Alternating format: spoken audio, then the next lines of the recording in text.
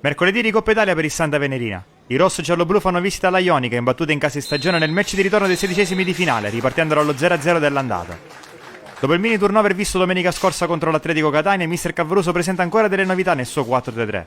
Davanti a Boallegue torna Gulli accanto a Spampinato al centro della difesa. A sinistra c'è Zanella, con l'ultimo arrivato il classe 2006 ex Modica e Milazzo Lorenzo Bonaccorso a destra al posto di Lopez. A centrocampo in cabina di regia si rivede Basile, che per infortunio non giocava titolare dal 5 ottobre. Ai suoi lati i fratelli Scapellato. Davanti con Sinata e Carbonaro c'è De Leonardis, reduce dal pesante gol in quel di Mascalucia. Inizio di partita subito ad alti ritmi, Fabrizio Scapellato per Zanella.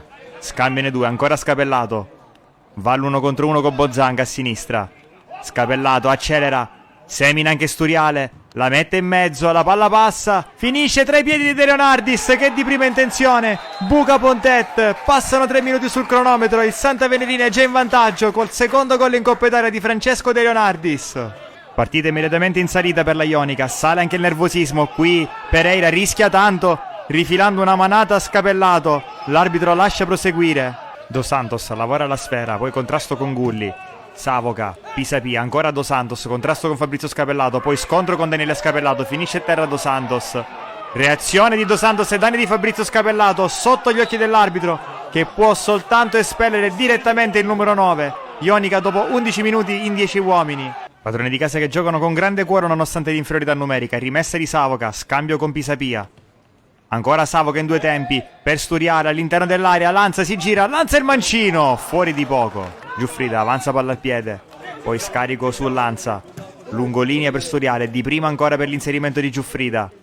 Giuffrida riesce a girarsi, di nuovo per Sturiale, dentro per Pisapia, Pisapia alla conclusione, Boallegue si fa trovare pronto. 37esimo, continua a spingere la Ionica, corner di Bozzanga, sul primo palo verso Savoca, che al volo batte Boallegue, che non può nulla, il pareggio dei padroni di casa. Finale del primo tempo, Zanella costringe l'errore Savoca che va in retropassaggio, Carbonaro si avventa sul pallone, la sterzata, Carbonaro la conclusione, strepitoso Pontet, poi allontano Guvidè, alimenta l'azione Daniele Scapellato, la lascia Sinatra, Sinatra ci prova da fuori aria, blocca Pontet.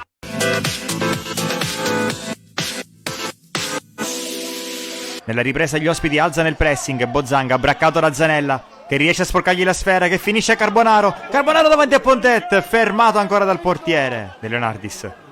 Tutto chiuso la Ionica, ricomincia dalle retrovie, da Daniele Scapellato, si fa vedere Fabrizio Scapellato, servito. Scapellato può attaccare, scarico di nuovo per De Leonardis da fuori, ancora Pontet decisivo. Forze fresca e mediana per Mister Calvaruso, fuori Basile, dentro Pisasale. Minuto 73, Boallegue mette subito in movimento Fabrizio Scapellato, c'è spazio per il contropiede del Santa Venerina, Scapellato per Sinatra, sbaglia l'intervento Savoca, ha spazio Sinatra, Sinatra entra in aria con l'esterno sul secondo palo dove c'è De Leonardis, ancora Francesco De Leonardis, il gol del 2-1 è la sua giornata, doppietta e quarto gol stagionale per lui. È l'ultima giocata della partita di De Leonardis che lascia il posto a Lopez.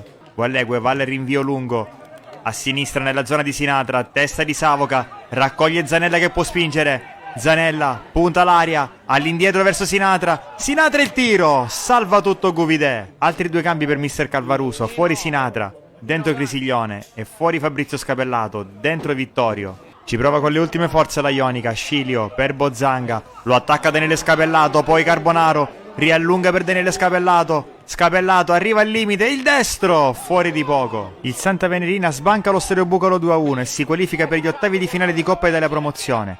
Una partita bella ed emozionante, merito di entrambe le squadre che hanno dato vita ad un match apparso di categoria superiore. I rosso-giallo-blu hanno avuto un ottimo approccio per poi colpire con maturità nella ripresa, subendo nel mezzo ritorno tutto orgoglio e qualità degli avversari. Domenica si torna tra le mura amiche del Vincenzo Grasso per la 9ª giornata di campionato, ma l'avversario sarà lo stesso. Sarà il terzo confronto nell'arco di un mese contro la Ionica, un'altra sfida tutta da vivere.